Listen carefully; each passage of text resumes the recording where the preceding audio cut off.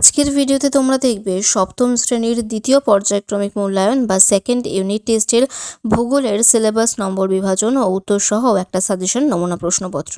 By the way, welcome back to my channel study and craft with পূজা।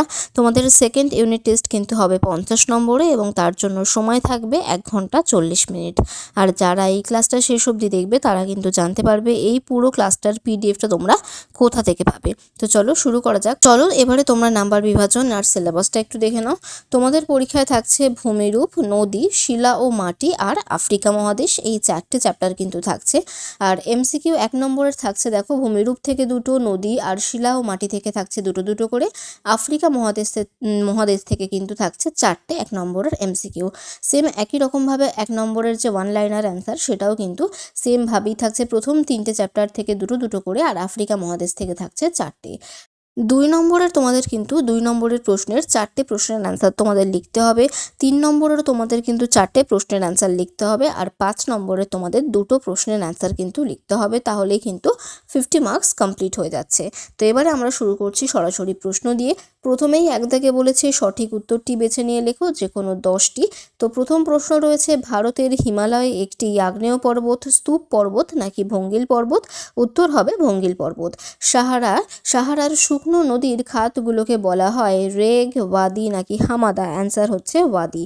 2টো পর্বত চূড়ার মাঝখানের নিচু খাতের মতো অংশটা হলো পর্বত শৃঙ্গ, পর্বত উপত্যকা নাকি ভাজ পর্বত? অ্যান্সার হচ্ছে উপত্যকা। নীল নদের তীরে গড়ে উঠেছে ব্যাবিলনীয় সভ্যতা, মিশরীয় সভ্যতা নাকি নীল সভ্যতা? অ্যান্সার হচ্ছে মিশরীয় সভ্যতা। পৃথিবীর ছাদ বলা হয় তিব্বত মালভূমিকে, লাদাখ মালভূমিকে নাকি পামির মালভূমিকে? অ্যান্সার হবে পামির মালভূমিকে। গঙ্গার একটি শাখা নদী হলো নর্মদা তাপ্তি, যমুনা সোন নাকি ভাগীরথী হুগলি? অ্যান্সার হবে ভাগীরথী হুগলি। সাহারা মরুভূমির অভ্যন্তরের একটি শহর হলো সিওয়া, ত্রিপলি নাকি বাহারিয়া? অ্যান্সার হচ্ছে ত্রিপলি। ভি আকৃতির উপত্যকা দেখতে পাওয়া যায় নদীর উচ্চগতিতে, মধ্যগতিতে নাকি নিম্নগতিতে? উচ্চগতিতে হবে উত্তর। নেক্সট, একটি আন্তর্জাতিক নদীর নাম লুনি, নর্মদা নাকি সিন্ধু? উত্তর হচ্ছে সিন্ধু। তরমুজ চাষ হয় বেলে মাটিতে, এঁটেল মাটিতে নাকি দোআঁশ মাটিতে? সঠিক উত্তর বেলে মাটিতে। একটি পাললিক শিলার উদাহরণ বেলে পাথর, মার্বেল পাথর নাকি গ্রানাইট? অ্যান্সার বেলে পাথর। নীল নদের বদ্বীপ অংশে জলবায়ু দেখা যায় নিরক্ষীয়, মৌসুমী নাকি ভূমধ্যসাগরীয়? অ্যান্সার হচ্ছে ভূমধ্যসাগরীয়। ভূপৃষ্ঠের শিলার আলগা আস্তরণকে বলে হিউমাস, রেগোলিথ নাকি মাটি? উত্তর হচ্ছে রেগোলিথ। নীল নদের ওপর তৈরি হয়েছে সেনার বাঁধ, আসওয়ান বাঁধ নাকি জেবেল আউলিয়া বাঁধ? অ্যান্সার হচ্ছে আসওয়ান বাঁধ। এরপর 2 দাগে রয়েছে নিচের প্রশ্নগুলির এক কথায় উত্তর দাও। এখানেও কিন্তু প্রতিটা প্রশ্নের জন্য থাকছে 1 নম্বর করে। প্রথম প্রশ্ন, পৃথিবীর উচ্চতম ভঙ্গিল পর্বতমালার নাম কি? হিমালয়। পাললিক শিলার অপর নাম স্তরীভূত শিলা কেন? পাললিক শিলা স্তরে স্তরে গঠিত হয় বলে পাললিক শিলার অপর নাম স্তরীভূত শিলা। নিত্যবহ নদীর উদাহরণ দাও। গঙ্গা, সিন্ধু, ব্রহ্মপুত্র প্রভৃতি। ব্যাসল্ট, মার্বেল কোন শিলার উদাহরণ? ব্যাসল্ট হচ্ছে আগ্নেয় শিলা এবং মার্বেল হলো রূপান্তরিত শিলার উদাহরণ। আন্তর্জাতিক নদীর উদাহরণ দাও। ইউরোপের রাইন, দানিউব, ভারতের সিন্ধু, তোর্সা প্রভৃতি। পৃথিবীর দ্বিতীয় বৃহত্তম মহাদেশের নাম কি? আফ্রিকা। পৃথিবীর সবচেয়ে উঁচু পর্বতশৃঙ্গের নাম কি? Mount Everest.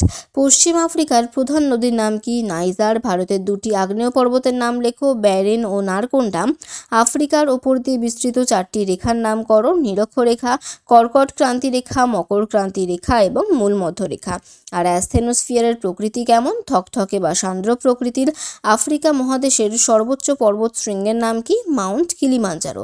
এখানে আমি এক কথায় অ্যান্সার দিয়েছি, তোমাদের পরীক্ষায় যদি পূর্ণবাক্যে লেখা মেনশন করা থাকে তোমরা কিন্তু পূর্ণবাক্যে অ্যান্সার করবে।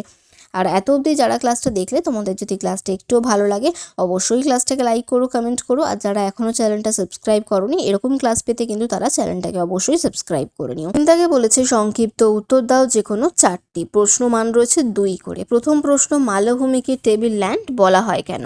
মালভূমির উপরিভাগ টেবিলের মতো প্রায় সমতল এবং ধারগুলো টেবিলের পায়ার মতো ঢালু ও খাড়াই বলে মালভূমিকে টেবিল ল্যান্ড বলা হয়। নেক্সট হচ্ছে ভেল্ড অঞ্চলের 2টি বৈশিষ্ট্য লেখো। লেখো আফ্রিকার ভেল্ট অঞ্চলের দুটি বৈশিষ্ট্য হলো আফ্রিকার দক্ষিণে অবস্থিত মালভূমি অঞ্চলে ভেল্ট নামে নাতিশীতোষ্ণ তৃণক্ষেত্রটি বিস্তৃত, উপকূল থেকে দূরে অবস্থিত বলে এখানকার জলবায়ু চরম প্রকৃতির, তাই এখানে শীত ও গ্রীষ্মের তাপমাত্রায় অনেক পার্থক্য দেখা যায়।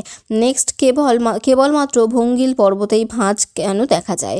দুটি পাত পরস্পরের দিকে অগ্রসর হলে অনেক সময় প্রবল পার্শ্বচাপের ফলে ওই দুই পাতের মাঝখানের সঞ্চিত পলিস্তরে ভাঁজের সৃষ্টি হয়, যা পরবর্তীকালে ভঙ্গিল পর্বতের আকার ধারণ করে। এই কারণেই কেবল ভঙ্গিল পর্বতেই ভাঁজ দেখা যায়। এঁটেল মাটির দুটি বৈশিষ্ট্য লেখো। এঁটেল মাটির বৈশিষ্ট্যগুলি হলো এঁটেল মাটির দানা সূক্ষ্ম, এই মাটির জল ধারণ ক্ষমতা খুব বেশি, এঁটেল মাটিতে বায়ু চলাচল ভালো হয় না, এই মাটিতে জৈব পদার্থের পরিমাণ অত্যন্ত বেশি। নেক্সট আছে মিয়েন্ডার কি? নদীর সমভূমি প্রবাহ বা মধ্য প্রবাহে ভূমির ঢাল কমে যাওয়ার ফলে নদী ধীর গতিতে প্রবাহিত হয়, এর ফলে নদীর গতিপথও বৈশিষ্ট্যপূর্ণ হয়ে ওঠে। নদীর স্রোতের গতিবেগ খুব কম থাকে এবং নদীতে জলের পরিমাণও বেশি থাকে বলে নদীর সামান্য বাধা পেলেই আঁকাবাঁকা পথে প্রবাহিত হয়। নদীর এই আঁকাবাঁকা প্রবাহ পথকে মিয়েন্ডার বলে। নেক্সট হচ্ছে আগ্নেয় শিলা কাকে বলে? উদাহরণ দাও। আগ্নেয়গিরির অগ্ন্যুৎপাতের ফলে নির্গত ভূগর্ভের ম্যাগমা ভূপৃষ্ঠে বা ভূ অভ্যন্তরে জমা হয় এবং পরে আস্তে আস্তে ঠান্ডা ও শক্ত হয়ে যে শিলায় পরিণত হয় তাকে আগ্নেয় শিলা বলে। আগ্নেয় শিলার উদাহরণ হলো গ্রানাইট, ব্যাসল্ট ইত্যাদি। নেক্সট 4 দাগে বলেছে সংক্ষিপ্ত ব্যাখ্যামূলক উত্তর দাও যে কোনো 4টি। প্রথম প্রশ্ন, স্তূপ পর্বত সৃষ্টি হয় কিভাবে? ভূ আলোড়নের ফলে ভূপৃষ্ঠে অনেক সময় ফাটলের সৃষ্টি হয়। এরূপ দুটি ফাটলের মাঝখানের ভূখণ্ড যখন চাপের ফলে দুপাশের ভূখণ্ড থেকে ওপরে উঠে গিয়ে অথবা মধ্যবর্তী ভূখণ্ড বসে গিয়ে দুপাশের ভূখণ্ড অপেক্ষাকৃত উঁচুতে অবস্থান করে স্তূপের মতো পর্বত সৃষ্টি করে, এই ধরনের পর্বত স্তূপ পর্বত নামে পরিচিত। ভারতের সাতপুরা পর্বত, জার্মানির ব্ল্যাক ফরেস্ট প্রভৃতি স্তূপ পর্বতের উদাহরণ। নেক্সট, গঙ্গাকে আদর্শ নদী বলা হয় কেন? যে নদীতে উচ্চ, মধ্য ও নিম্ন প্রবাহ স্পষ্টভাবে লক্ষ্য করা যায় সেই নদীকে আদর্শ নদী বলে। ভারতের প্রধান নদী গঙ্গার গতিপথে ক্ষয়কার্য প্রধান পার্বত্য প্রবাহ বা উচ্চ প্রবাহ উত্তরাখণ্ডের গঙ্গোত্রী হিমবাহের গোমুখ তুষার গুহা থেকে হরিদ্বার পর্যন্ত, বহন কার্য প্রধান সমভূমি প্রবাহ বা মধ্য প্রবাহ হরিদ্বার থেকে মুর্শিদাবাদের মিঠিপুর এবং সঞ্চয় কার্য প্রধান বদ্বীপ প্রবাহ বা নিম্ন প্রবাহ মুর্শিদাবাদের মিঠিপুর থেকে বঙ্গোপসাগরের মোহনা, তিনটি অবস্থানে সুস্পষ্টভাবে লক্ষ্য করা যায়, এজন্য গঙ্গাকে আদর্শ নদী বলে। নেক্সট, শিলা থেকে কিভাবে মাটির সৃষ্টি হয়? শিলা থেকে যেভাবে মাটির সৃষ্টি হয় তা হলো এক, প্রাকৃতিক শক্তির প্রভাব। বহু বছর ধরে সূর্যের তাপ, বৃষ্টির আঘাত, বায়ু প্রবাহ, নদীর স্রোত ইত্যাদি প্রাকৃতিক শক্তির প্রভাবে শিলা ক্রমাগত চূর্ণ বিচূর্ণ হয়ে শেষে অতি ক্ষুদ্র কণায় পরিণত হয়। 2 নম্বর পয়েন্ট, রেগোলিথ সৃষ্টি। এই শিলা চূর্ণ মূল শিলার ওপরে পড়ে থাকে, পরবর্তীকালে বৃষ্টির জলের সাথে নদীর স্রোতে বাতাসের সঙ্গে পরিবাহিত ও সঞ্চিত হয়ে ভূমির ওপর এক শিথিল কোমল বস্তু কণার আবরণ বা রেগোলিথ তৈরি করে, যা মাটি সৃষ্টির প্রাথমিক অবস্থা। নেক্সট পয়েন্ট, মাটির সৃষ্টি। কালক্রমে বিভিন্ন প্রকার জৈবিক ও জৈব রাসায়নিক প্রক্রিয়ার মাধ্যমে রেগোলিথের শিথিল কোমল বস্তু কণাগুলি বিশ্লিষ্ট ও স্তরীভূত হয়ে মাটির সৃষ্টি হয়। নেক্সট আছে কঙ্গো নদীর অববাহিকায় ঘন জঙ্গল সারা বছর সবুজ থাকে কেন? নিরক্ষরেখার উভয় দিকে 10 ডিগ্রি অক্ষাংশের মধ্যে আফ্রিকার কঙ্গো নদী অববাহিকা অবস্থিত। এই অববাহিকার ঘন জঙ্গল সারা বছর সবুজ থাকে, এর কারণগুলি হলো বেশি উষ্ণতা। কঙ্গো নদী অববাহিকা অঞ্চলে সূর্যরশ্মি সারা বছর লম্বভাবে বা প্রায় লম্বভাবে কিরণ দেওয়ায় বায়ুর উষ্ণতার পরিমাণ সারা বছর খুব বেশি থাকে। 2 নম্বর পয়েন্ট, বেশি বৃষ্টি। কঙ্গো নদী অববাহিকায় জলভাগের পরিমাণ খুব বেশি হওয়ায় বায়ুর আর্দ্রতার পরিমাণও বেশি থাকে। প্রতিদিন বিকালের দিকে প্রবল পরিচলন বৃষ্টিপাত হয়। সারা বছর তীব্র উষ্ণতা ও প্রচুর বৃষ্টিপাতের জন্য এই অববাহিকায় ঘন জঙ্গল সৃষ্টি হয়েছে। জলের অভাব না থাকায় এখানকার গাছের পাতা সারা বছর সতেজ থাকে, ঝরে পড়ে না। নেক্সট, অশ্বক্ষুরাকৃতি হ্রদ সম্পর্কে টিকা লেখো। আরও একটা ভীষণ ইম্পর্টেন্ট প্রশ্ন।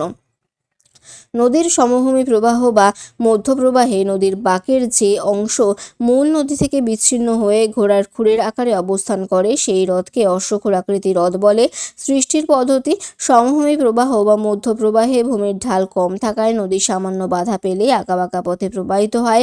এঁকে বেঁকে প্রবাহিত হওয়ার সময় নদীর যে পাশে স্রোতের আঘাত খুব জোরে লাগে সেই স্থান ভাঙতে থাকে, আবার বিপরীতের ঢালু স্রোতের আঘাত কম লাগায় সেখানে সেখানে পলি বালি ইত্যাদি সঞ্চিত হতে থাকে।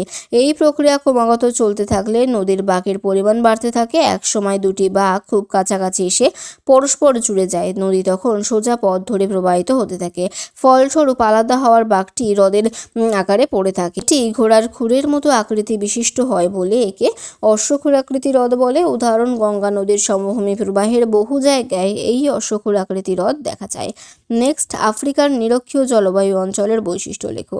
আফ্রিকার নিরক্ষীয় জলবায়ু অঞ্চলের বৈশিষ্ট্যগুলি হল: আফ্রিকার মধ্যভাগে নিরক্ষরেখার উভয় দিকে 10 ডিগ্রি উত্তর ও দক্ষিণ অক্ষাংশের মধ্যে নিরক্ষীয় জলবায়ু বিরাজ করে।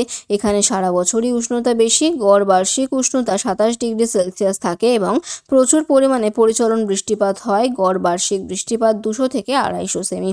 প্রায় প্রতিদিন বিকেলবেলায় মুষলধারে বৃষ্টিপাত হয়। 3 নম্বর পয়েন্ট, এখানে ঋতু পরিবর্তন হয় না। সারা বছরই উষ্ণ ও আর্দ্র আবহাওয়া বিরাজ করে। উষ্ণতা বেশি ও বায়ুতে প্রচুর পরিমাণে জলীয় বাষ্প থাকে বলে আবহাওয়া বেশ অস্বস্তিকর ও অস্বাস্থ্যকর হয়।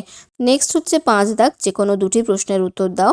প্রশ্ন মান রয়েছে 5। তবে তোমাদের সাথে আমি যে পিডিএফটা শেয়ার করব সেই পিডিএফের পাসওয়ার্ড হচ্ছে 02 পাসওয়ার্ড দিলে কিন্তু তোমরা পিডিএফটা ওপেন করতে পারবে। তো দেখো 5 দাগের প্রথম প্রশ্ন কি রয়েছে: শিলাচক্র সম্পর্কে টিকা লেখো। ভূপৃষ্ঠে আগ্নেয় পাললিক ও রূপান্তরিত শিলার উৎপত্তি ও গঠন প্রণালী যে বিরামহীন চক্রাকার পর্যায়ের মধ্যে দিয়ে আবর্তিত হয়ে চলেছে তাকে শিলাচক্র বলে। প্রথম পয়েন্ট, প্রক্রিয়া: আগ্নেয় শিলা বিভিন্ন প্রাকৃতিক শক্তির দ্বারা চূর্ণ বিচূর্ণ হয়ে থাকে এবং চূর্ণ বিচূর্ণ পদার্থ নদী, বায়ু, হিমবাহ দ্বারা সমুদ্র বা হ্রদে জমা হয়ে পাললিক শিলায় পরিণত হয়। 2 নম্বর, আবার পাললিক শিলা ভূগর্ভের তাপে ভূপৃষ্ঠের চাপে রূপান্তরিত শিলায় পরিণত হয়। থার্ড হচ্ছে পরবর্তীকালে রূপান্তরিত শিলা ও আগ্নেয় শিলার মতো চূর্ণ বিচূর্ণ হয়ে পলিতে পরিণত হয় এবং সঞ্চিত হয়ে কালক্রমে পাললিক শিলা সৃষ্টি করে। আর 4 নম্বর, আবার এই পাললিক শিলা ভূ অভ্যন্তরে প্রবেশ করে বিভিন্ন খনিজ পদার্থের সাথে মিশে ভূপৃষ্ঠের কোনো ফাটল দিয়ে লাভারূপে ভূপৃষ্ঠে বেরিয়ে এসে আগ্নেয় শিলা সৃষ্টি করে। এইভাবে প্রকৃতিতে শিলার উৎপত্তি, এক শিলা থেকে অন্য শিলায় রূপান্তর চক্রাকারে আবর্তিত হয়ে চলেছে। নেক্সট, আফ্রিকা মহাদেশকে অন্ধকারাচ্ছন্ন মহাদেশ বলা হয় কেন? আরও একটা ভীষণ ইম্পর্টেন্ট প্রশ্ন। আফ্রিকা মহাদেশকে অন্ধকারাচ্ছন্ন মহাদেশ বলার কারণগুলি হলো: আফ্রিকার মধ্যভাগ জুড়ে রয়েছে দুর্ভেদ্য অরণ্য অঞ্চল, যা বিভিন্ন ধরনের হিংস্র বন্যজন্তু এবং বিভিন্ন বিষাক্ত সাপ ও কীট পতঙ্গের বাসস্থান। মহাদেশটির কয়েকটি অঞ্চল ব্যতীত অধিকাংশ জায়গার জলবায়ু অত্যন্ত আর্দ্র, স্যাঁতসেঁতে ও অস্বাস্থ্যকর। আফ্রিকার বিভিন্ন অংশে রেলপথ, সড়কপথ ও জলপথ ব্যবস্থা অত্যন্ত অনুন্নত বলে এখানকার অধিকাংশ স্থানই দুর্গম। আফ্রিকার বহু অংশে এখনও আদিম অধিবাসীরা বাস করে। প্রকৃতপক্ষে এই মহাদেশের মানব সম্পদের বিকাশ এখনও সম্পন্ন হয়নি। 5 নম্বর, অর্থনৈতিক ও সাংস্কৃতিক উন্নয়নও আশানুরূপ নয়। নেক্সট, মানব জীবনে পর্বতের প্রভাব লেখো। মানব জীবনে পর্বতের প্রভাবগুলি হলো: প্রথম হচ্ছে পশুপালন ও চাষবাসের সুবিধা। পর্বতের ঢালগুলোয় ভালো পশুচারণ ক্ষেত্র যেমন পাওয়া যায়, তেমনি পর্বতের ঢালে ধাপ কেটে চাষবাস করে জীবিকা নির্বাহ করা যায়। 2 নম্বর, বনজ সম্পদের যোগান। পার্বত্য অঞ্চলের গাছগুলি থেকে যে নরম কাঠ পাওয়া যায় তা মানুষের কাজে লাগে। এছাড়া পার্বত্য অঞ্চল থেকে চা, ফল, ভেষজ উদ্ভিদ প্রভৃতি পাওয়া যায়। থার্ড হচ্ছে পর্যটন শিল্পের বিকাশ। পার্বত্য অঞ্চলের প্রাকৃতিক সৌন্দর্য, ঠান্ডা আরামদায়ক আবহাওয়ার জন্য বহু পর্যটন কেন্দ্র যেমন দার্জিলিং, উটি, সিমলা ইত্যাদি গড়ে উঠেছে, যা পার্বত্য অঞ্চলে মানুষের জীবিকা নির্বাহের অন্যতম মাধ্যম। 4 নম্বর, শিল্পের বিকাশ। পর্বত থেকে উৎপন্ন বিভিন্ন নদীগুলি পার্বত্য অঞ্চলে যথেষ্ট খরস্রোতা হয়। এই খরস্রোতা নদীর জলের বেগকে কাজে লাগিয়ে জলবিদ্যুৎ উৎপাদন করা হয়, যা শিল্পের বিকাশের সহায়ক। নেক্সট হচ্ছে খনিজ সম্পদের যোগান। কিছু কিছু পার্বত্য অঞ্চলে প্রচুর পরিমাণে খনিজ পদার্থ পাওয়া যায়। এছাড়া পর্বতের শিলা, পাথর প্রভৃতি ঘরবাড়ি তৈরির উপকরণ হিসেবে কাজে লাগে। এখানেই কিন্তু এই সাজেশন নমুনা প্রশ্নপত্রটা শেষ হলো। তোমরা এই সাজেশন নমুনা প্রশ্নপত্রের পিডিএফটা আমার টেলিগ্রাম চ্যানেলে পেয়ে যাবে। ডেসক্রিপশন বক্সে টেলিগ্রাম চ্যানেলের লিঙ্ক দেওয়া রয়েছে, সেখান থেকে তোমরা জয়েন করে যেতে পারো। ক্লাসের পর আমি সেখানে এই পিডিএফটা শেয়ার করে দেবো। তাহলে আজকের ক্লাসটা এখানেই শেষ করলাম। Thank you.